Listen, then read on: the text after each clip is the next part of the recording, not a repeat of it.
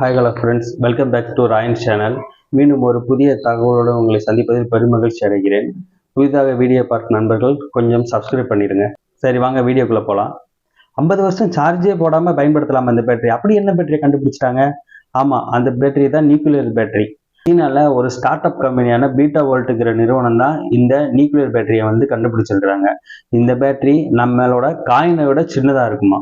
என்னப்பா இது காயினை விட சின்ன பேட்டரின்னு சொல்ற? ஃபோனில் இருக்கிற பேட்டரியே ஒரு நாள் கூட முழுசாக தாங்க மாட்டேங்குது. இதில் சின்ன பேட்டரி எப்படி சார்ஜ் தாங்கும் 50 வருஷத்துக்கு அப்படின்னு நீங்கள் நினைக்கிறீங்களா? சரி சொல்கிறேன், வெயிட் பண்ணுங்கள். சரி, இந்த சின்ன சைஸ் பேட்டரியில் அப்படி என்ன மெட்டீரியல்ஸும் என்ன தொழில்நுட்பம் பயன்படுத்தியிருக்கிறாங்க அப்படின்னு நினைக்கிறீங்களா?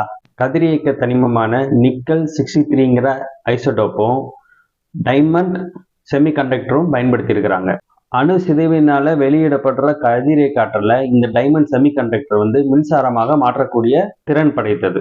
இப்போ நமக்கு ஒரு கேள்வி நம்ம மனசுக்குள்ள வரும். என்ன கேள்வி அப்படின்னா, அணுமின் நிலையம் வெடிச்சிச்சுன்னா அதோட கதிர்வீச்சு பல கிலோமீட்டருக்கும் பல ஆயிரம் வருஷத்துக்கும் இருக்கும். நீங்க என்னப்பா சின்ன பேட்டரியை கையில கொண்டு போயிட்டு நம்ம என்ன வெடிச்சு சாக போறோமா இல்ல உயிருக்கு ஆபத்து அப்படிங்கிற கேள்வி உங்க மனசுல எழும், என் மனசுலயும் எழுந்துச்சு. இதுக்குத்தான் அந்த பீட்டா வோல்ட்டுங்கிற நிறுவனம் ஒரு பதில் சொல்லியிருக்கிறாங்க.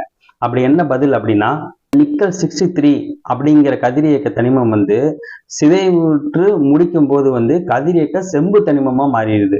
இப்படி மாறும்போது நமக்கு என்ன ஆகுதுன்னா, இது நார்மல் ஒரு மெட்டீரியலா மாறிடும். அதனால சுற்றுச்சூழல் பாதிப்பு ஏற்படுத்தாது அப்படின்னு நமக்கு பீட்டா வோல்ட் நிறுவனம் நம்ம இந்த கேள்விக்கு பதில் சொல்லியிருக்கிறாங்க. சரி, இனிமே நம்ம பேட்டரிக்கு ஒரு தடவை சார்ஜ் போட்டா போதும். இனிமே 50 வருஷத்துக்கு சார்ஜ் போட தேவையே இல்லை.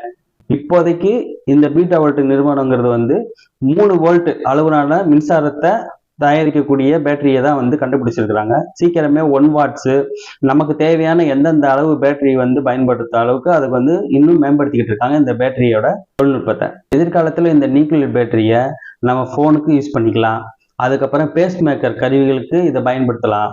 அது போக மெடிக்கல் எக்யூப்மெண்ட்டுக்கு இதை பயன்படுத்தலாம். ஆர்டிஃபிஷியல் இன்டெலிஜென்ட் எக்யூப்மெண்ட்ஸுக்கு நம்ம பயன்படுத்தலாம். விண்வெளியில யூஸ் பண்ற எக்யூப்மெண்ட்ஸுக்கும் இதை நம்ம பயன்படுத்தலாம். அதுக்கப்புறம் ட்ரோன்களுக்கும் பயன்படுத்தலாம். அப்படிங்கிற இதை பீட்டா வோல்ட் நிறுவனம் தெரிவிச்சிருக்காங்க. இந்த வீடியோ உங்களுக்கு பயனுள்ளதா இருக்கும்னு நான் நம்புறேன்.